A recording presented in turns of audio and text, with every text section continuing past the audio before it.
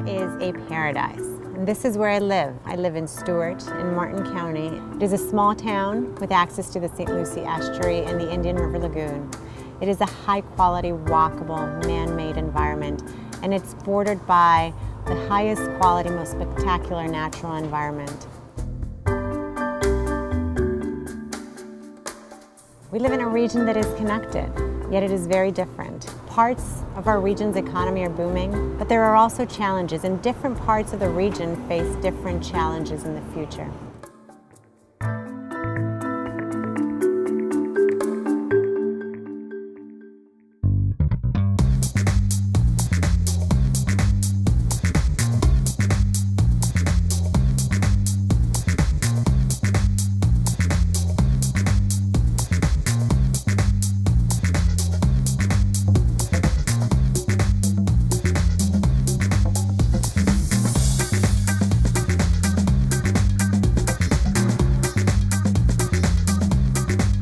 We're at Miami Beach. My family and I live just 3 blocks from here. We lived here for the last 8 years. I run the beach every morning. We were married in a little church on Lincoln Road. We had a wedding procession that came down on the beach. So this is an enormous amenity and it's part of our lives.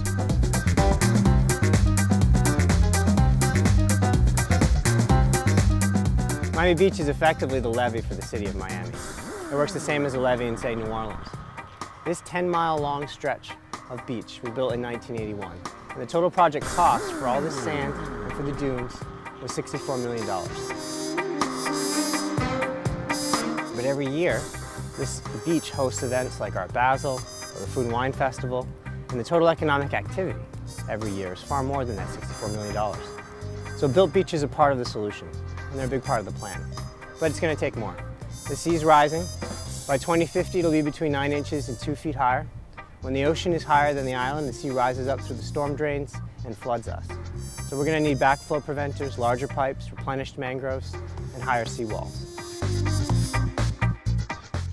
This is a very important part of Southeast Florida life, and the residents and the people who come here are here to stay. Miami Beach is an island that we're going to reinforce.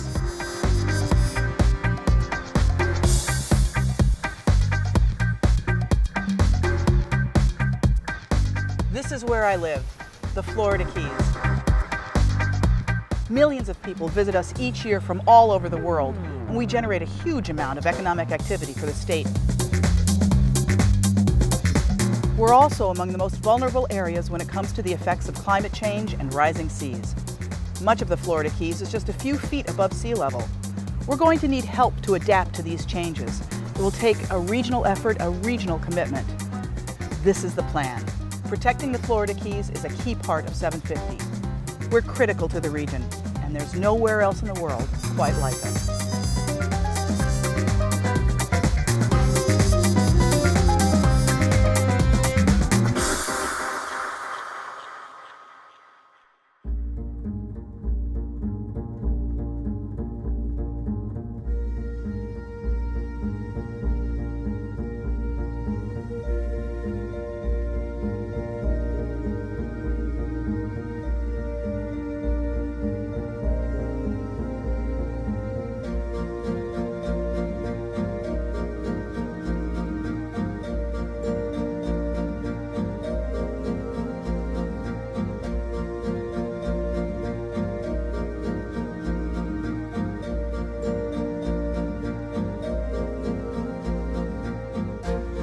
This is where I ride, in Coral Gables.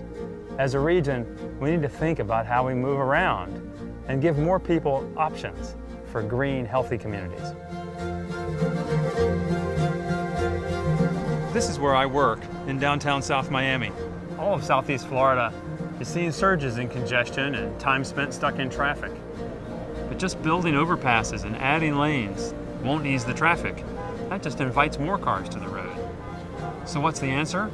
We need to focus on reducing unnecessary driving and make it convenient and more fun to walk, to bike, or take public transit in order to accommodate the 3 million new residents we'll be seeing in the next 50 years. With walkable, mixed-use communities connected by transit, Southeast Florida can reach its real potential. This is the plan, a carefully considered urban environment that attracts people and results in healthier, happier lives.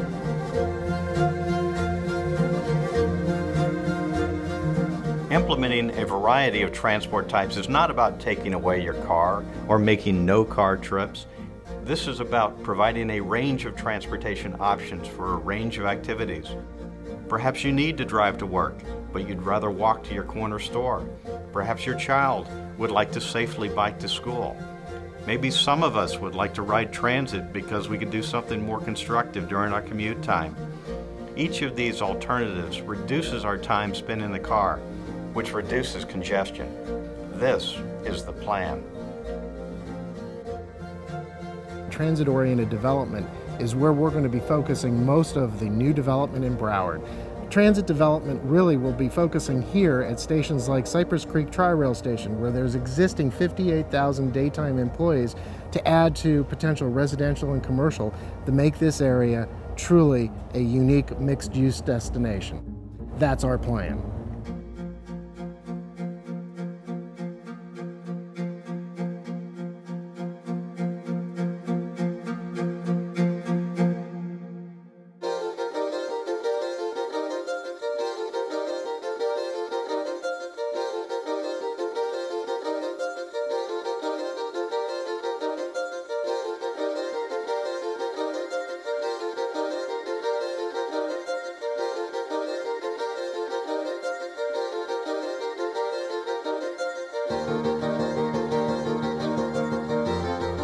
I've lived in Southeast Florida for about 15 years. I live about a mile from downtown. Southeast Florida's central cities are developing into 24-hour activity centers with vertical locations for people to live, work, discover a variety of recreation and cultural amenities. Elevated people movers, buses, trolleys, wider sidewalks, water taxis, and bike rentals provide real alternatives to private autos. Technology entrepreneurs, foreign trade adjusters, international banks are located next to our deepwater port, and a growing number of five-star hotels. Neighbors just blocks away can access nearby schools and museums. These are the places where Southeast Florida's diversity stimulates the economy and innovation, which will bring greater prosperity to the region. This is the plan.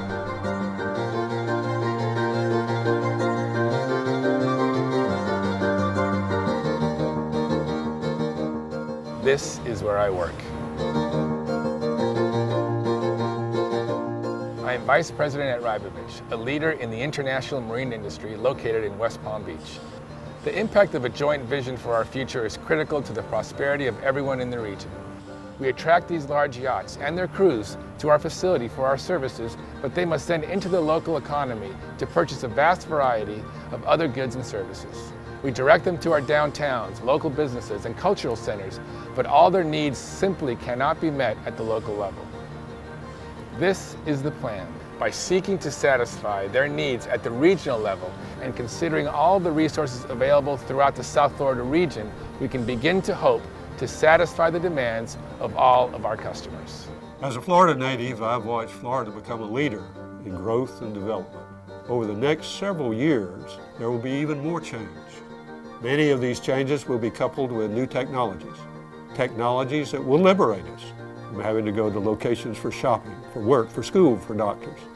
These technologies will bring the services and functions to us through telecommuting, through the fiber optic broadband.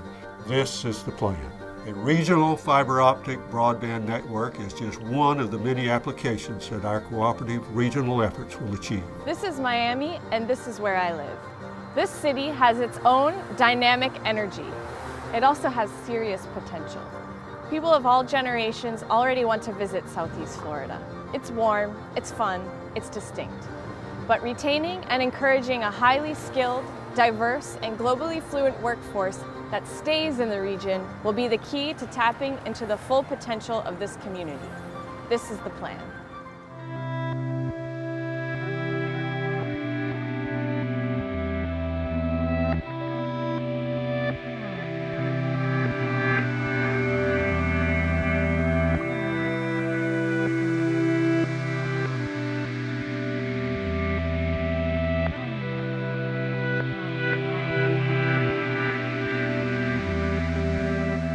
As one of the most rapidly expanding economies in the United States, we need to focus on education at all levels.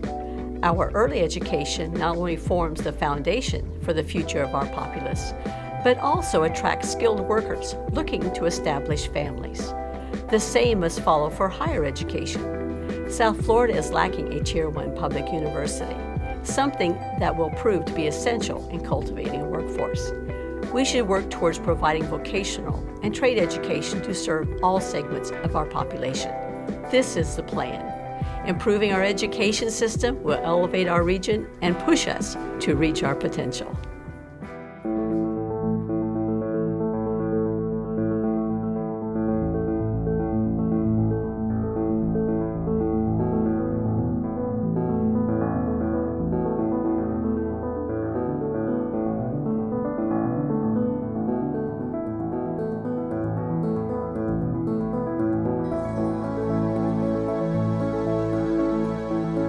My wife and I have lived in the region for over 28 years.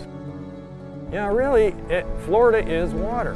When you look at the state from satellite imagery, you see ocean all around it. You see Lake Okeechobee in the middle of it. You see the estuaries and the lagoons along the coast. And you see the Everglades and the wetlands spread out across the region. It's our water supply. It feeds our businesses, it feeds our economy. Our region is one of the most productive agricultural regions in the world. Southeast Florida receives an average of over 4.5 feet of rainfall each year. That's enough to fill 8 Lake Okeechobees. Of course, there's no such thing as average rainfall when dealing with Mother Nature. It's either too wet or too dry. One major part of the plan is water farming and payment for environmental services. Water conservation and keeping agriculture viable are centerpieces to the plan. I've made Miami my home most of my life. The Everglades is the place that I can go, my family can go to get away from the urban life and see the beauty that is South Florida. It can be quiet, it can be vibrant, it can be so alive, and it just inspires you. The Everglades remains one of the most unique ecosystems in the United States and is one of just 3 wetland sites designated by the international community as a World Heritage Site. The economic value of the Everglades is also enormous, with estimates ranging from $46 to $123 billion. But perhaps the single biggest service to South Florida is as a source of water. The Everglades stores and cleans millions of gallons of water used by both the environment and the urban communities.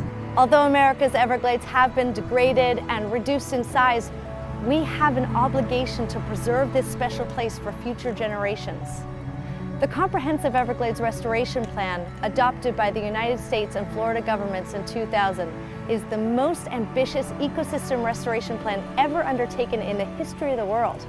And this is the plan, along with other initiatives that will ensure we preserve the Everglades for the future of the region.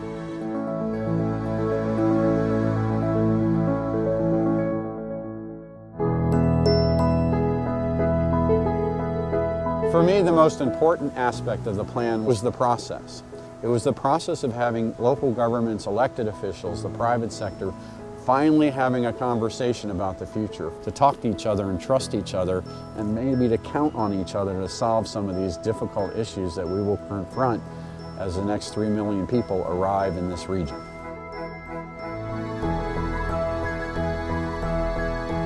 Through the plan, we have the opportunity to define our future, creating a South Florida that continues to be unlike anything else.